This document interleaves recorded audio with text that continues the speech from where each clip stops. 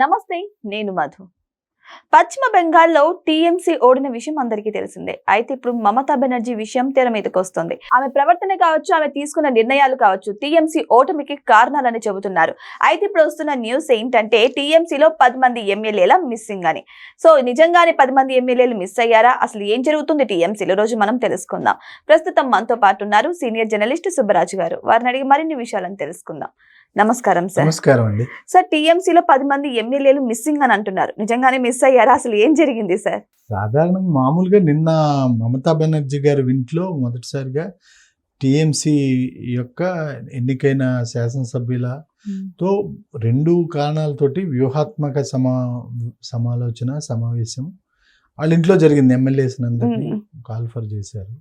దాంట్లో 2 ఒకటేంటంటే భవిష్యత్తులో ఎట్లాంటి ఈ ఓటమి కారణాలు ఒక విధమైన సమాలోచన అది చేసి విశ్లేషించి భవిష్యత్ కార్యాచరణ అసెంబ్లీలో బయట ఏంటనేది దిశానిర్దేశానికి ఒకటి. రెండోది వాళ్ళ పార్టీలో శాసనసభ పక్ష నేతను కూడా ఎన్నుకోవాలి, దానికి ముందస్తు చర్యలు కానీ. అయితే 10 మంది సభ్యులు రాలేదు. దానికి 2-3 కారణాలు. ఒకటి అఫీషియల్గా టీఎంసీ వాళ్ళ వేదిక ద్వారా అనౌన్స్ చేసింది, ప్రకటించింది ఒకటి. మామూలు కామన్ సెన్స్ ఒకటి. మొదటగా టీఎంసీ ఏమని ప్రకటించిందంటే కొందరు తమ కుటుంబ వాటిలోని ఆరోగ్య సమస్యలు ఇట్లాంటి వాళ్ళకు కూడా కొందరు రాలేమని ముందే తెలియజేశారు.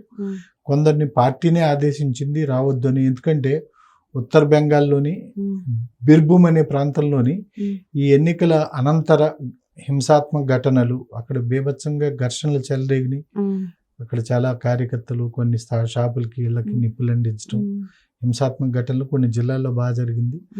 ఆ నిర్వాసితులకి దానికి గురైన వాళ్ళకి వాళ్ళ మనోస్థైర్యం నింపడానికి, వాళ్ళని పరామర్శించడానికి వెళ్ళటానికి పార్టీ వాళ్ళని అక్కడికి పురమాయించింది. దాన్ని మేము వాళ్ళకి తెలియజేసాం రావద్దని. అది ఒక యాంగిల్. సో ఇవన్నీ అంటే అక్కడ జరుగుతున్న సంఘటనలకి కొంతమంది అక్కడే ఉండటం, వాళ్ళ స్థానిక రాజకీయ నాయకులుగా తమ యొక్క కార్యకర్తలకి మనోధైర్యాన్ని నింపటం, లేకపోతే నష్టాన్ని అంచనా వేయటం, అది ప్రపంచానికి తెలియజేయటం వాళ్ళ బాధ్యత కూడా. ప్రజాప్రతినిధులు అంటే ఓడిపోయినా నెగ్గినా ప్రజలతో అంటు పెట్టుకుండాలా, వాళ్ళ సమస్యలు ఉన్నప్పుడు అక్కడ ఉండాలా. కొందరేమో వాళ్ళే ముందే ఇన్ఫార్మ్ చేశారంట. కొందరు ఈ నిరుత్సాహం, నిర్వేదం, నిరాశ వీటిల్లో కూడా కొందరు వయస్సు, ఆరోగ్యం. సో దీన్ని పెద్దగా భూతద్దంతో చూడాల్సిన అవసరం లేదు. కానీ చాలా సందర్భాల్లో ఓటమైన తర్వాత కొన్ని ఆయారం గయారం గోడ మీద పిల్లులు అటు ఇటు పరిశీలించుకుంటూ ఉంటారు. దీంట్లో ఈ 10 మందిలో కొందరు అట్లాంటి వాళ్ళు అవకాశాలు ఉంటారు కూడా. వాళ్ళు పార్టీ కూడా ఇట్లాంటి వాళ్ళందరూ ఎవరైతే తమ రాలేమో అని చెప్పిన వాళ్ళు, ఎవరికైతే తమ రావద్దు అని చెప్పిన వాళ్ళు కాకుండా ఇట్లాంటి వాళ్ళ మీద కూడా వాళ్ళు కన్నేస్తారు. అయినా సరే ఎవడి మాట ఎవడు వినరు. తమ ఇవన్నీ అధికారం గురించే రాజకీయాలు. చాలా కాలం నుంచి అధికార పీఠం గురించే రాజకీయాలు. అంతకు ముందులాగా స్వతంత్ర పోరాటం నాటి రాజకీయాలకి ఇప్పుడు రాజకీయాలకి విధేయతలు, లాయల్టీ అంటాం మనం, పార్టీకే కట్టుబడి ఉండటం.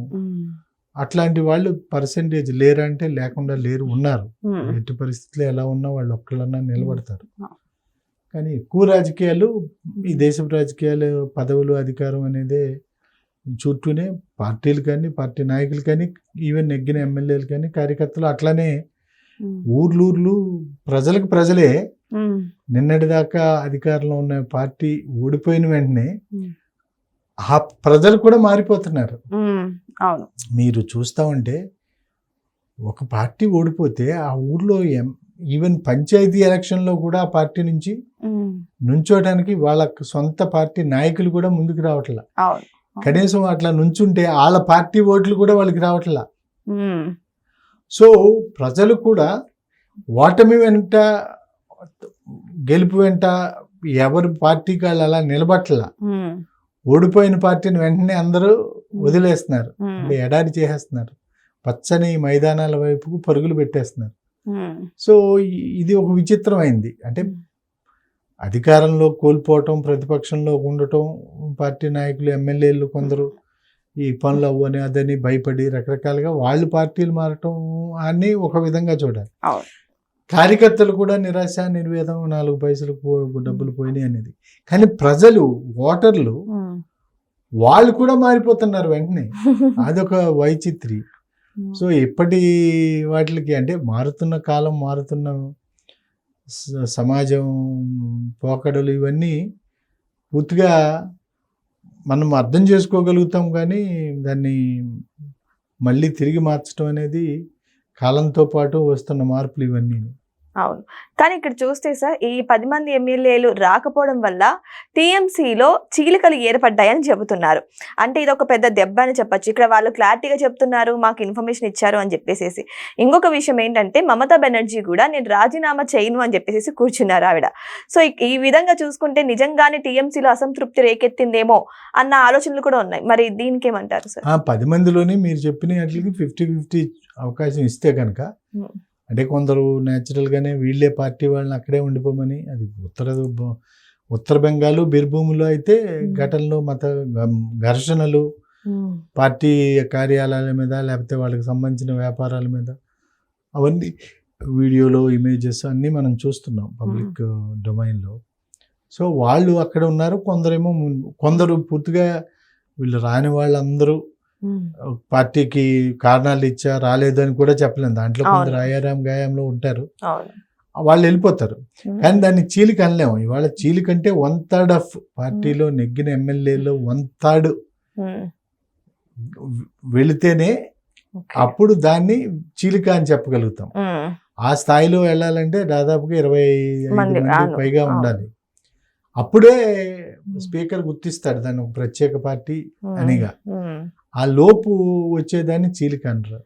సో అది చీలిక కాదు, కానీ కొంతమంది వెళ్తారు. మనకి ఇక్కడ అన్ని దేశం అంతా మనం చూస్తూనే ఉన్నాం కదా, ప్రతిసారి అధికార పార్టీ వైపుగా ఓడిపోయిన పార్టీ నుంచి కొంత వలసలు ఓపెన్ గా ప్రపంచానికి అంతటికి తెలుసు. ఆ పార్టీకి ఈ పార్టీకి కూడా తెలుస్తున్నాయి, అధికార పార్టీకి ప్రతిపక్షానికి. కొన్ని సందర్భాల్లో ఎవరు కోల్పోతున్నారో వాళ్ళు వెళ్ళి కంప్లైంట్ ఇస్తున్నారు స్పీకర్కి, వీడు పార్టీ ఫిరాయించాడు.